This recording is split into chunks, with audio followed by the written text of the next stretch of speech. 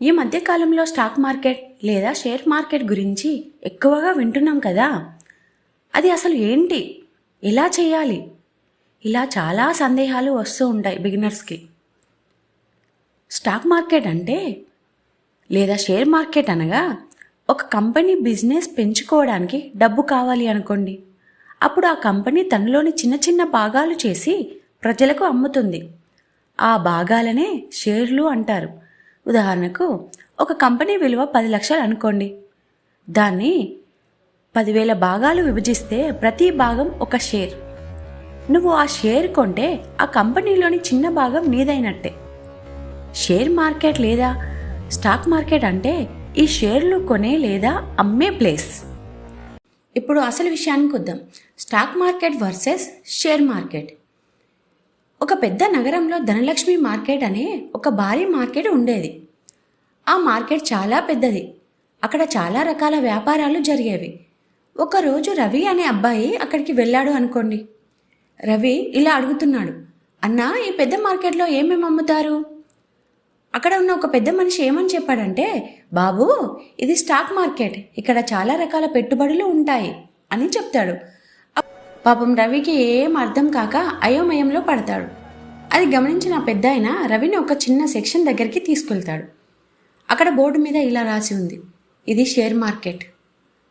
పెద్దాయన ఇలా చెప్తాడు, చూడు బాబు, ఒక పెద్ద మార్కెట్లోని ఒక చిన్న భాగం మాత్రమే ఇది. మళ్ళీ రవి అడుగుతాడు, ఇక్కడ ఏమవుతుంది? పెద్దాయన ఏం చెప్పాడంటే, ఇక్కడ కంపెనీల చిన్న చిన్న భాగాలు అంటే షేర్స్ కొనడం అమ్మడం జరుగుతుంది. మనం తెలుసుకున్న విషయం ఏమిటంటే స్టాక్ మార్కెట్, షేర్ మార్కెట్, ఆ రెండింటి మధ్యలో డిఫరెన్సెస్ తెలుసుకున్నాం. ఇప్పుడు నెక్స్ట్ షేర్. షేర్ అంటే ఒక ఊరిలో రాము అనే అబ్బాయి ఉండేవాడు. అతనికి డబ్బు సంపాదించాలి అని కోరిక ఎక్కువ. ఒకరోజు అతని ఫ్రెండ్ సోము చెప్పాడు, ఏమంటే, రాము, మన ఊరిలో ఒక పెద్ద బిస్కెట్ కంపెనీ ఉంది. వాళ్ళు కంపెనీని ఇంకా పెద్దది చేయడానికి డబ్బు కావాలి అంటున్నారు. రాము ఇలా అడిగాడు, అయితే వాళ్లకు డబ్బు ఎలా వస్తుంది? సోము, వాళ్ళు కంపెనీని చిన్న చిన్న ముక్కలుగా విభజిస్తారు. ఆ ముక్కలను ప్రజలకు అమ్ముతారు. వాటిని షేర్లు అంటారు. రాము ఆశ్చర్యపోయాడు. అంటే నేను ఒక ముక్క కొంటే? అవును, నువ్వు ఆ ముక్క కొంటే నువ్వు ఆ కంపెనీకి చిన్న యజమానివి అవుతావు అని చెప్తాడు సోము. రాము 1000 రూపాయలు పెట్టి ఆ కంపెనీకి కొన్ని షేర్లు కొంటాడు. కొన్ని నెలల తర్వాత ఆ బిస్కెట్ కంపెనీ బాగా ఎదిగింది.